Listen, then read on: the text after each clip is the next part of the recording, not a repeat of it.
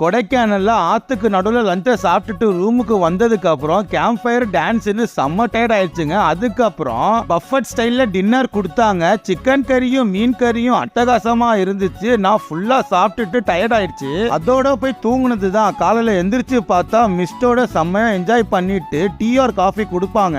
அதை சூடா குடிச்சதுக்கு அப்புறம் மறுபடியும் பஃபட் ஸ்டைல்ல பிரேக்ஃபாஸ்ட் கொடுத்தாங்க. ஐயோ மீண்டும் மீண்டுமா சாப்பிட்டது செரிக்கிறதுக்காக அவங்க ஃபார்ம்லயே ஒரு வாக்கு கூட்டிட்டு போவாங்க. அங்கங்க பழங்கள்லாம் இருக்கும், பறிச்சு சாப்பிடலாம். அதுக்கப்புறம் பாத்தீங்கன்னா பிரைவேட் வாட்டர் ஃபால்ஸ் தான். அங்க வந்து யாருமே இருக்க மாட்டாங்க. இந்த ரெசார்ட்ல யார் யாரெல்லாம் ஸ்டே பண்ணிருக்காங்களோ அவங்களுக்கு மட்டும் தான் அலோவ் பண்ணுவாங்க. நான் பழக்க தோஷத்துல கைலியோட போயிட்டு அந்த தண்ணியோட சில்னஸை பார்த்ததும் மைனர் குஞ்சு நடுங்கிட்டான். இதோட அந்த ரெசார்ட்டோட ஆக்டிவிட்டிஸ்லாம் முடிஞ்சிருச்சு. நேரா ரூமுக்கு போயிட்டு ஃப்ரெஷ் ஆயிட்டு பொட்டி படுக்கலாம் எடுத்துட்டு கிளம்ப வேண்டியதான். நீங்க கொடைக்கானல்ல லக்ஸுரி ஸ்டே பண்ணணும்னு நினைச்சீங்கன்னா ஃபார்ம் வில்லி ரெசார்ட்டை விசிட் பண்ணுங்க.